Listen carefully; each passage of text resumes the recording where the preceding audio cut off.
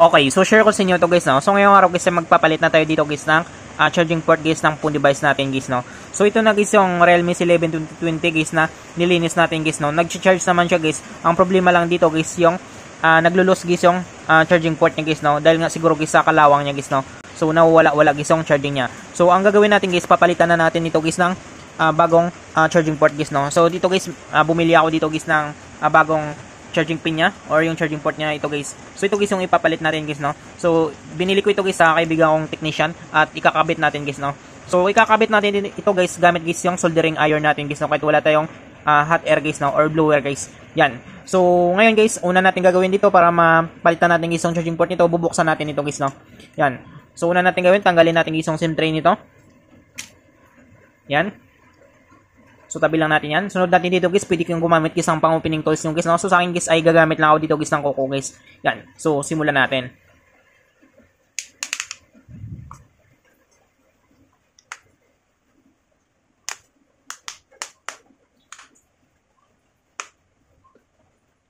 So ayan siya guys, no?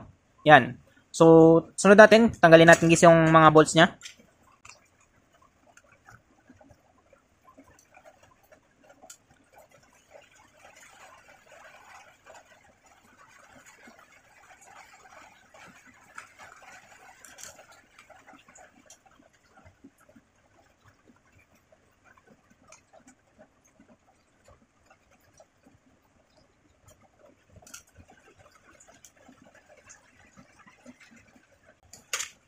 So ayan siya guys, no? So natanggal natin guys lahat guys sa mga bolts niya guys. Sunod natin guys, tanggalin natin guys yung cover guys ng motherboard niya. Yan.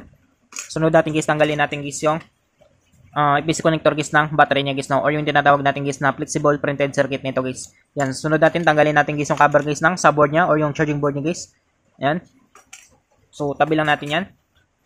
Sunod natin dito guys ay tanggalin natin dito guys yung EPC connector guys ng charging board nito guys, no? Yan. Tapos tanggalin natin guys yung antenna guys ng signal nito. Yan. So natin tanggalin natin guys, no. Yan. So tabi lang natin yan guys, no. So ito lang guys yung kailangan natin guys yung charging board nito guys.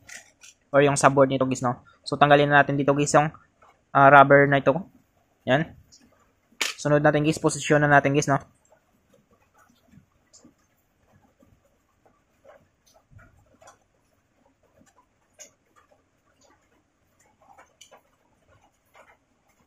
So, ayan siya guys, no?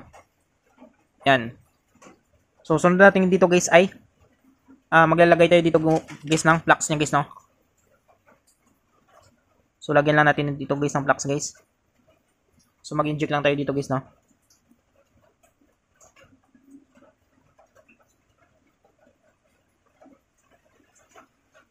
So ingatan nyo dito guys yung ano niya guys, no, yung mouthpiece niya guys. Kapag napasukan ito guys ng ano niya, ng flux guys, ay possible guys na masira guys yung mouthpiece niya guys, no. Yan. So maglagay lang tayo dito guys ng tape guys na pang protection niya guys.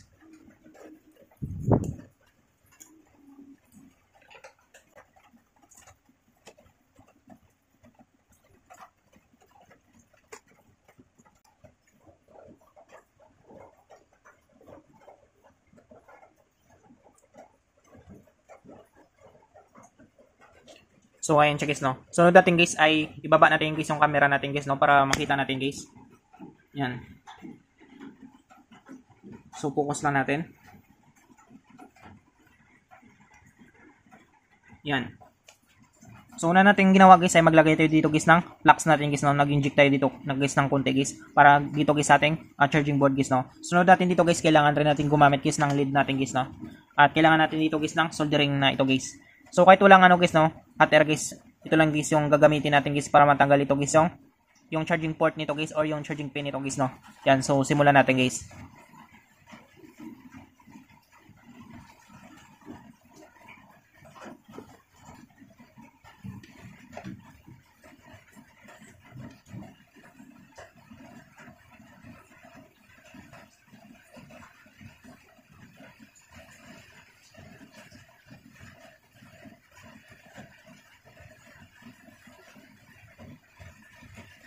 Sunod natin dito guys, kailangan natin gumamit guys ng tweezer natin guys, no. So dito guys, dandan tayo dito guys. So meron pa yan ditong silyado guys, no? Kailangan natin matanggal dito guys yung glow niya dito guys.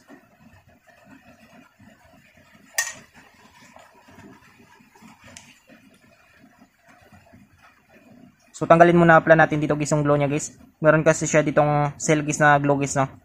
So kailangan natin ito matanggal.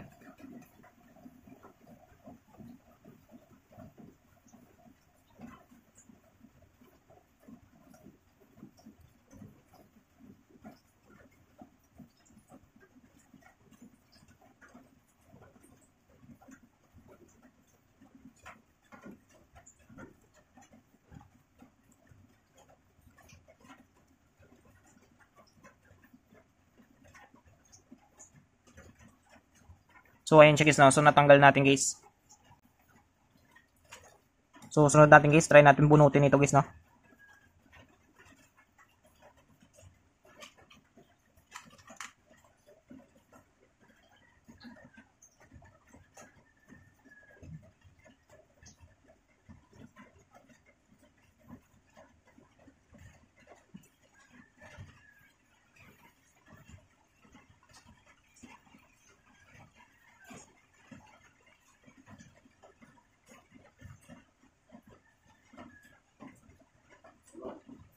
So dandan tayo sa pagbunot guys. Yan, so walalay lang tayo, suporta lang.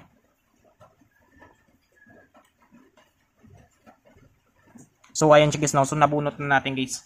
Yan. So tabi natin yan. Sunod natin dito guys ay linisin lang natin to guys, no? So linisin muna natin. So apply tayo ulit guys ng flux natin.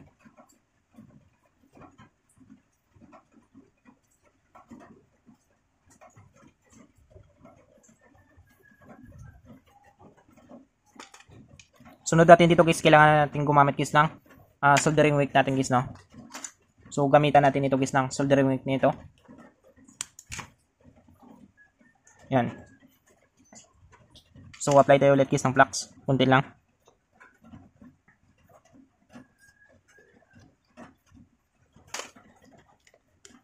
Yan. So simulan natin.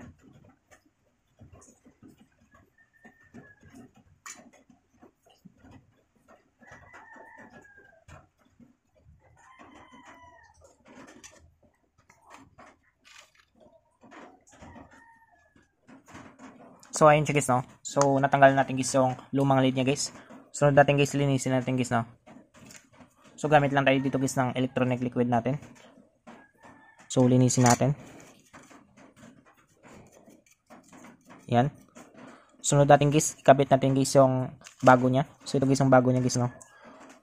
So ang gawin natin dito guys sa bago guys, hinangan lang natin konti guys, no? Para meron na siyang extra guys na lead guys.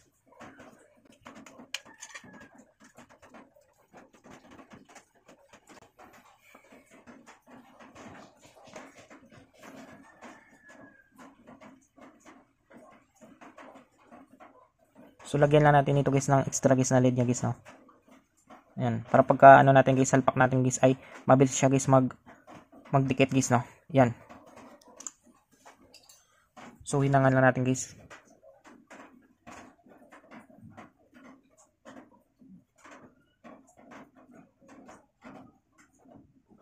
Yan. So try natin guys, no?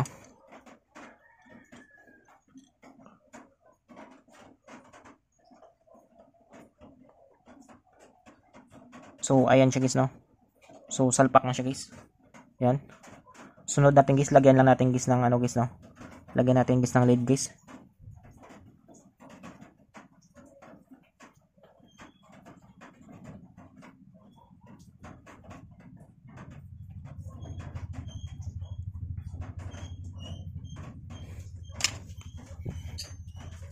So hinangan natin guys, no?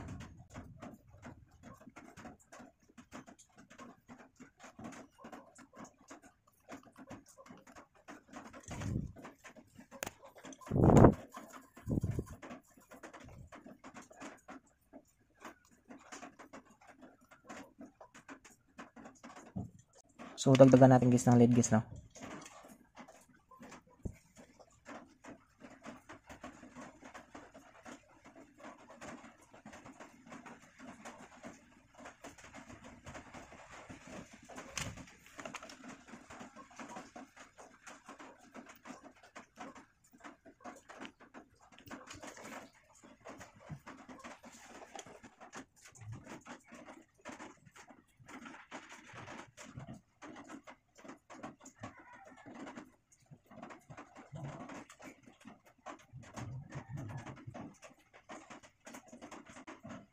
So ayun siya guys, no. Sunod natin guys, lagyan na natin guys yung mga paa niya guys.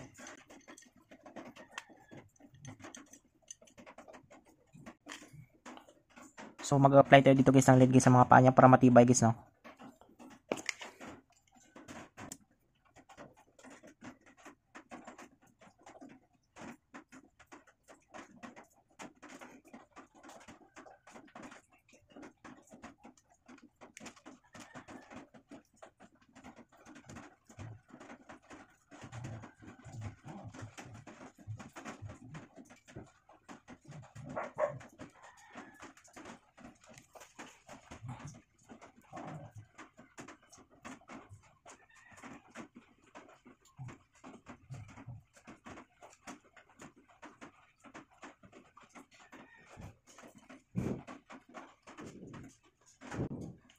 So, ayan siya guys, no.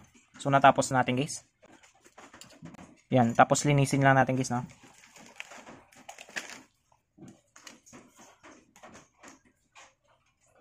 Linisin lang natin guys ng electronic liquid natin.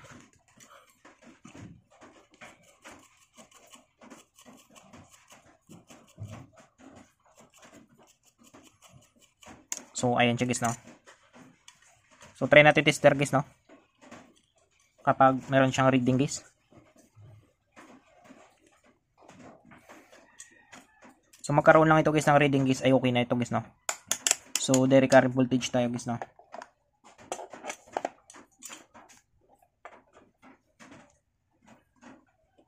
So check tayo. So makita nyo guys, no, meron na siyang reading guys. So 5 volts guys. Yan. So hindi siya makita guys. Yan. So, dapat magkaroon siya ng reading guys, no. Yan. So, meron na siyang reading guys. So, ibig sabihin guys ay charging na ito guys, no. So, try natin ikabit guys sa unit niya. So, ito na siya guys, no. So, ito na guys yung napalitan natin guys ng bagong charging port guys, no. So, try natin guys sa device niya guys. So, try natin salpak guys, no.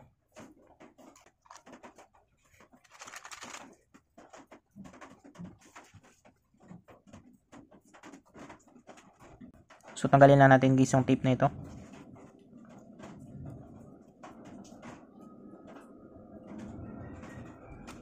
Yan. Sunod natin guys. Salpak natin. Try natin kapag mag-charge guys, no.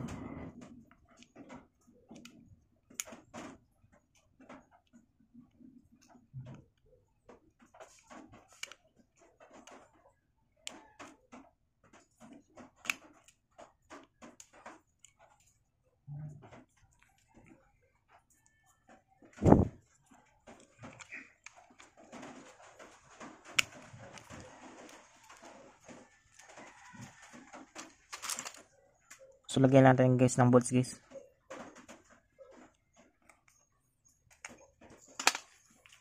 So, balik natin guys, no. So, check natin guys, no, kapag mag-charge siya guys. Yan. So, wala. Yan. So, nag-charge na siya guys, no. So, ito guys yung tinanggal natin guys. Yung lumang ano niya guys. Nagkaroon na kasi siya guys ng kalawang guys, no. Yan. So, charging na yan siya guys. So, ito guys yung tinanggal natin guys na kalawang niya guys na charging port guys, no.